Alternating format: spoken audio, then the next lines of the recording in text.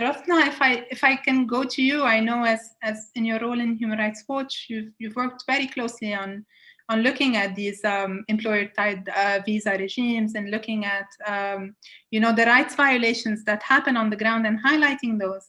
But we also know that things are sometimes in flux, and there has been a number of let's say changes in a number of countries where they are kind of looking at experimenting with different models, with more, let's say, sometimes even flexible models of employment.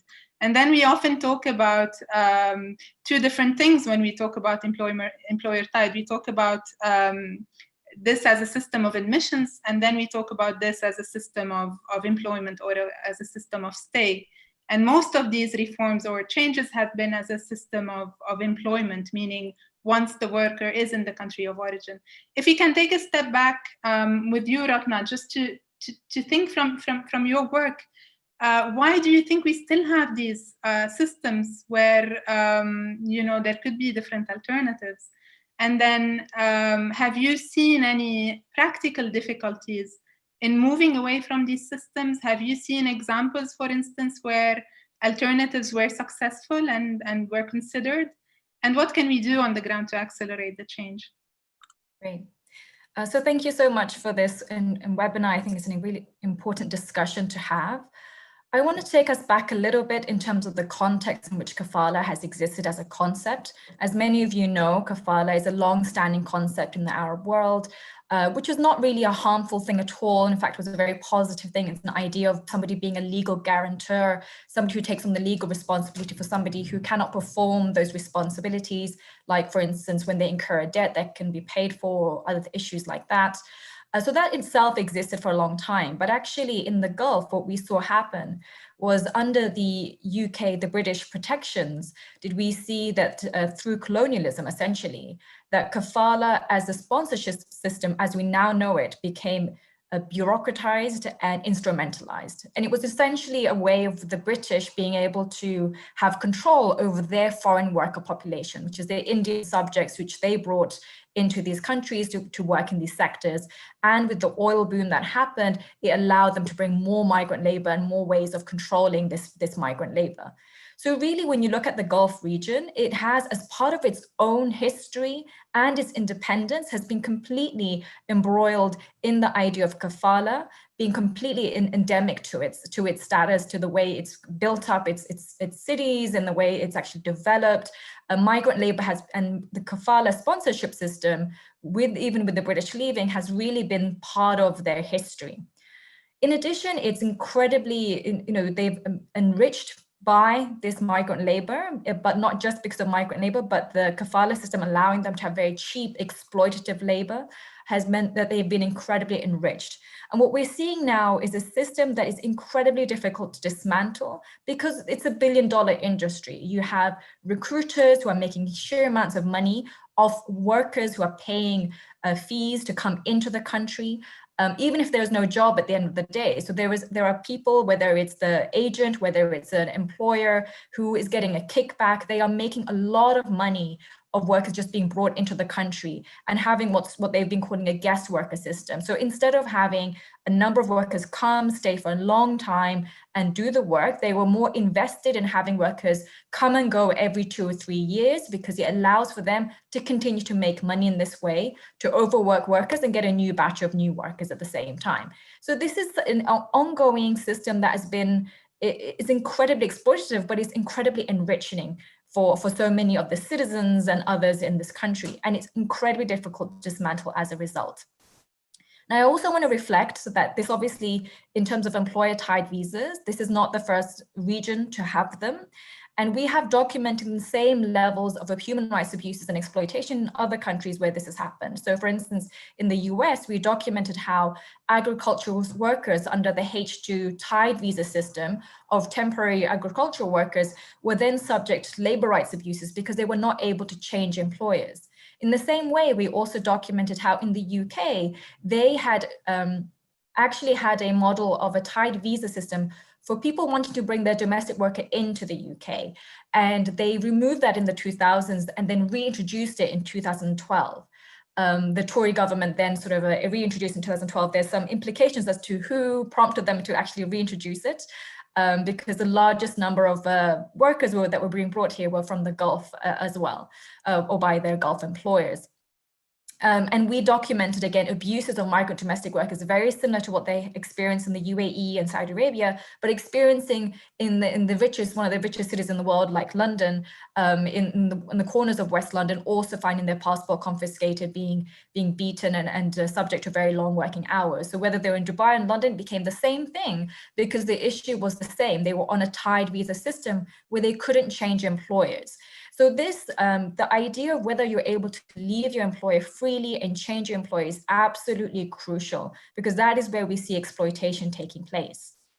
Now, in terms of looking at other models, we have, I think, because of the sheer amount of pressure, the uncovering of the abuses and exploitation has led to a number of states considering tinkering with the model, and not just because of abuses, but because this model also ends up with lots of problems for the labor market. It has led to less Gulf nationals being able to attain jobs at higher levels in the private sector. So there's been also lots of grumblings that has allowed Gulf states to start to think about different models and nationalization policies in order to try to deal with the other types of effects that are happening in the country as well. And so what we've seen really is Bahrain has explored the flexi visa model, in which workers themselves who are in the country, who are documented, can pay to change to this visa, where they can then work for a number of different employers. This is essentially legalizing an already existing practice known as the free visa system, in which workers were paying a sponsor a certain amount of money in order to be able to work for any other employer. This just meant that the government was taking the money instead of these black market employers or sponsors. We've also seen a number of countries start to tinker a little bit, where if, like in Saudi Arabia, if you were a company that wasn't paying your workers, or you started to commit a number of labor rights violations, potentially they could move you into a different category and you wouldn't be allowed to introduce work permits, or workers would be allowed to change employers. And the UAE has been considering other models, and they've been looking at how to potentially close the internal labor market. So there's less workers coming in, but the workers existing there would be able to change employers. They haven't actually taken any steps, but they are considering it. And Qatar is the major one that we've been really hoping for that will actually come through on this, on the reforms, because they have actually committed to doing so with the International Labour Organization. And what they're looking at is essentially allowing workers to be able to change employers, but only after a certain amount of time. Now, one of the key challenges we're facing is actually around recruitment fees.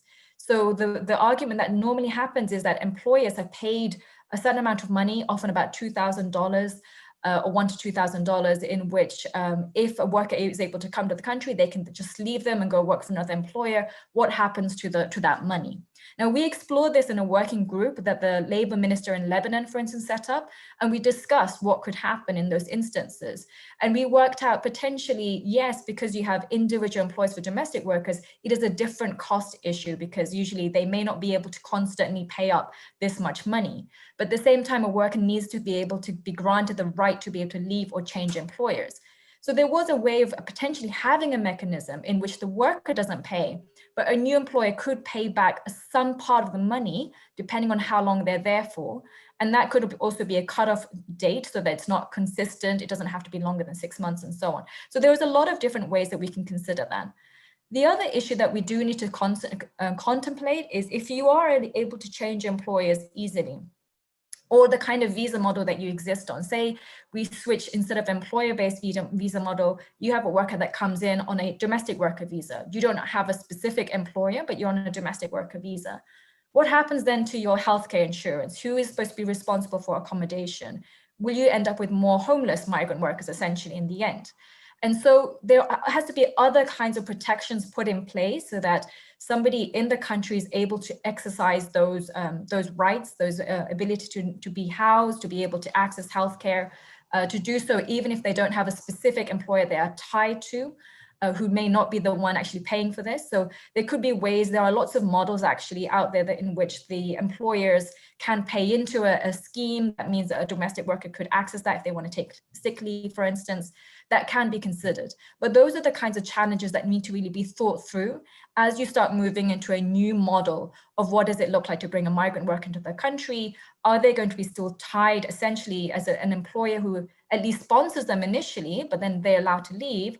Or are we looking for a visa model in which workers can come into a country on a visa without a specific employer being tied to them? And I think there is lots of ways in which we can still pursue that. In terms of the last question that you posed, what can be done to accelerate change? I still think it's about bringing through those human stories. This is whatever happens, even if we can talk about the colonial histories, the terrible labor market problems, the ways in which this doesn't actually always work for the state or for the employer, it is fundamentally morally repugnant that we have a system that allows for the types of abuses and exploitation to occur. And I do see this similar to a situation like the slave trade. While kafala is in no way slavery because people are able to come and are able to work, slave trade was in a very similar way a form of exploitation that was incredibly, it created a huge amount of wealth for people from all the way from widows to people who were actually committing terrible forms of torture to people who never even saw the migrant worker, the slave who was working on a plantation, for instance. But people did not want that situation to be changed because of the fact that they were making so much money out of it. And in the same way, the kafala system has a very similar problem. So we do need to think about how do we make the case for the change from kafala as being so morally repugnant that it means that you simply cannot have it exist in the way it does, doesn't matter how much it enriches people. So that's where I'd like to leave it. And I'm happy to explore more ways in which we can contest that argument. Thanks.